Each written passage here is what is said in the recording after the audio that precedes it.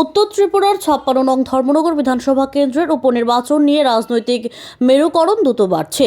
এই পরিস্থিতিতে বামফ্রন্ট ও সিপিআইএম প্রার্থী অমিতাভ দত্ত স্পষ্ট ভাষায় বলেছেন, কংগ্রেসের তরফ থেকে যে অপপ্রচার চালানো হচ্ছে তা সম্পূর্ণ ভিত্তিহীন ও মিথ্যে।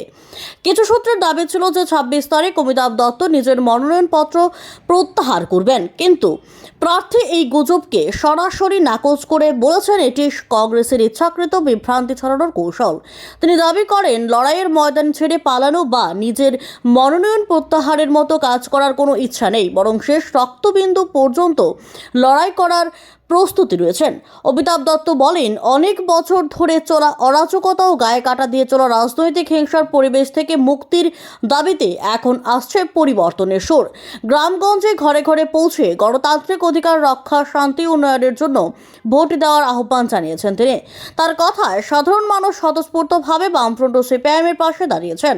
একই সঙ্গে নির্বাচনের প্রধান প্রতিপক্ষ হিসেবে বিজেপিকেই চিহ্নিত করেছেন অমিতাভ দত্ত।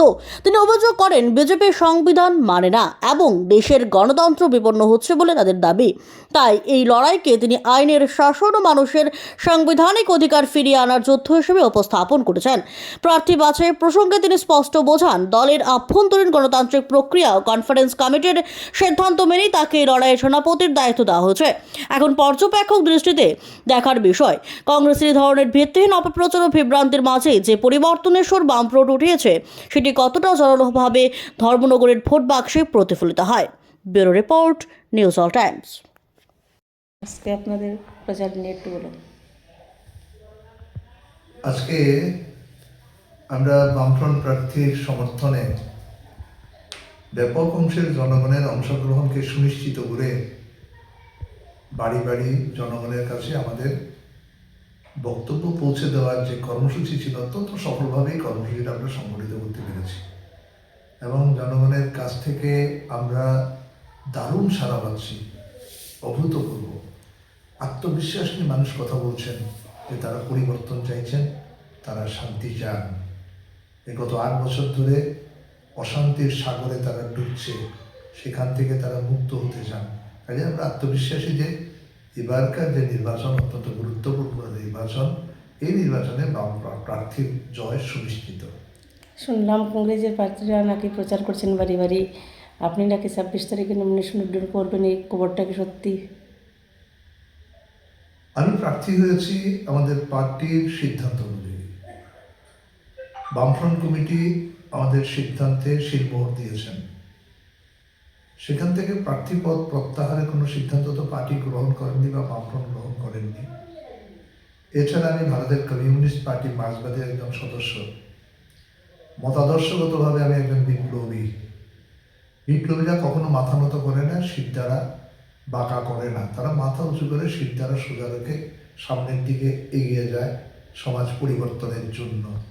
কাজেই পালাবার শিক্ষা পাইনি, লড়াইয়ের ময়দান থেকে পালাবার শিক্ষা পাইনি। কংগ্রেস পরাজয়ের আতঙ্কে আতঙ্কিত, বিভ্রান্তি ছড়াচ্ছে কংগ্রেস এই বিভ্রান্তি ছড়ানোর একটা মাত্র উদ্দেশ্য, বিজেপির পথ পরিষ্কার করে দেওয়া। বিজেপির প্রতি মানুষ মুখ ঘুরিয়ে নিয়েছেন, বিজেপিকে মানুষ পরাস্ত করবেন, কংগ্রেস সহায়তা করছেন যাতে বিজেপি জয়ী হতে পারে। সামগ্রিকভাবে কংগ্রেসের সাথে নীতিগতভাবে আমাদের তফাৎ থাকলেও জাতীয় ক্ষেত্রে কংগ্রেসের সাথে আমরা জোটে রয়েছি। আমাদের এই নির্বাচনের প্রধান প্রতিপক্ষ হচ্ছে বিজেপি। বিজেপি সংবিধানকে মানে না, গণতন্ত্রের নিধনযজ্ঞ চলছে গোটা রাজ্য জুড়ে, গোটা দেশ জুড়ে, এবং আমাদের রাজ্যে তো আইনের কোনো শাসনই নেই। এই লড়াই আমাদের গণতন্ত্র পুনরুদ্ধারের, আইনের শাসন প্রতিষ্ঠা এবং সাংবিধানিক যে অধিকার, সেই অধিকারকে প্রতিষ্ঠিত করবার এই লড়াই। কাজে সেক্ষেত্রে এই নির্বাচনী ময়দান থেকে পালাতে পারে কংগ্রেস, আমরা তো পালাতে শিখিনি।